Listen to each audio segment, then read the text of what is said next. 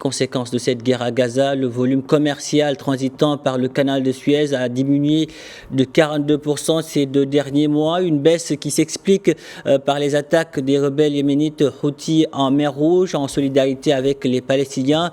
L'ONU se dit inquiète de ces répercussions pour l'ensemble du commerce mondial. Ces attaques des Houthis ont poussé des armateurs à suspendre les transits par la mer Rouge et à contourner l'Afrique ces 2 derniers mois.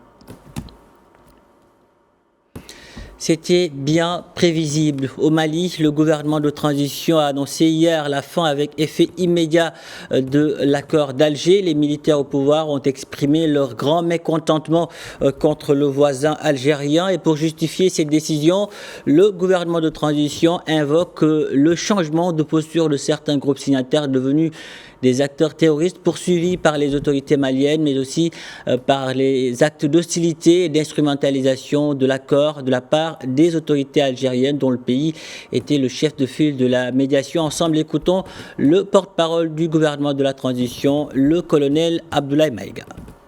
Au nom de nos plus hautes autorités, j'ai l'insigne honneur de donner lecture de 2 communiqués dont les teneurs suivent. Communiqué numéro 064 du gouvernement de la transition. Le gouvernement de la transition constate avec une vive préoccupation une multiplication d'actes inamicaux, de cas d'hostilité et d'ingérence dans les affaires intérieures du Mali par les autorités de la République algérienne, démocratique et populaire. Toutes choses portant atteinte à la sécurité nationale et à la souveraineté du Mali. Au nombre de ces cas que nous condamnons, figure, entre autres, 1. L'imposition d'un délai de transition aux autorités maliennes de manière unilatérale. 2. L'accueil sans concertation ou notification préalable et au plus haut sommet de l'État algérien de citoyens maliens subversifs et de citoyens maliens poursuivis par la justice malienne pour actes de terrorisme. 3. L'existence sur le territoire algérien de bureaux assurant la représentation de certains groupes signataires de l'accord pour la paix et la réconciliation issus du processus d'Alger, devenus aujourd'hui des acteurs terroristes. 4. La volonté des autorités algériennes à maintenir le régime de sanctions des Nations Unies concernant le Mali, au moment où le mouvement des non-alignés et la Fédération de Russie s'y opposaient dans l'intérêt du peuple malien qui demandait la levée du dit régime. 5. La main cachée des autorités algériennes dans une manœuvre consistant à imposer un chapitre sur le Mali dans le document final du sommet du mouvement des non-alignés à Kampala en Ouganda sans le consentement des autorités maliennes. À l'argument des autorités algériennes, selon lequel elles ne sont pas à l'initiative du chapitre contesté sur le Mali, il est utile de leur demander la raison pour laquelle elles ont été les seules à s'opposer au niveau des experts à l'amendement proposé par le Mali, en affirmant que toute modification de la rédaction contestée devrait recueillir au préalable l'assentiment des autorités algériennes. Mohamed Danyugo, notre correspondant au Mali, est en direct de Bamako avec nous. Bonjour Mohamed. Bonjour Papa Cheikh Ndiaye Diouf. Alors, la fin de l'accord d'Alger avec effet immédiat a été annoncée, nous venons de le voir, par Bamako. Pouvez-vous nous rappeler la teneur de ces accords signés en 2015 et ce qu'implique aujourd'hui la fin de leur application pour le Mali et la région? Et oui, en effet, ces accords ont été signés en 2015 et l'objectif, c'était clairement de ramener la paix.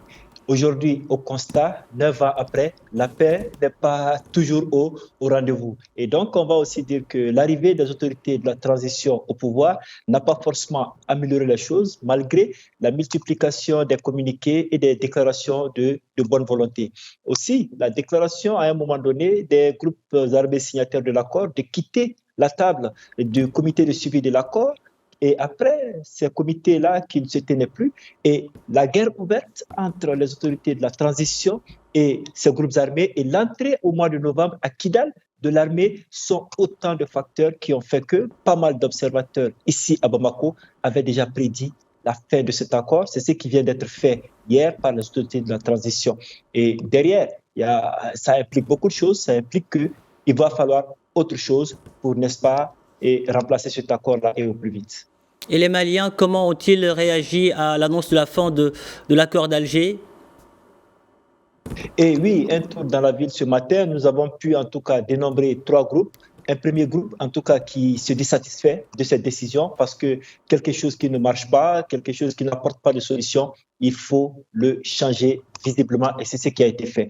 Et un second groupe pour qui, et l'accord, c'est vrai, il a été mis fait à cet accord avec Media, mais qui pensait que la manière n'était pas trop au rendez-vous et qu'il fallait trouver dans cet accord-là les mécanismes prévus pour y mettre fin et les appliquer, et pas de cette façon. Et un dernier groupe qui pense qu'aujourd'hui, il va falloir, ce dernier groupe se projette d'ailleurs vers le dialogue intermalien qui a été annoncé par le président de la transition, le colonel Assimi Goïta, un dialogue intermalien qui certainement va être désormais l'outil sur lequel les autorités vont travailler pour ramener la paix au Mali et valablement remplacer cet accord de paix signé à Alger en 2015.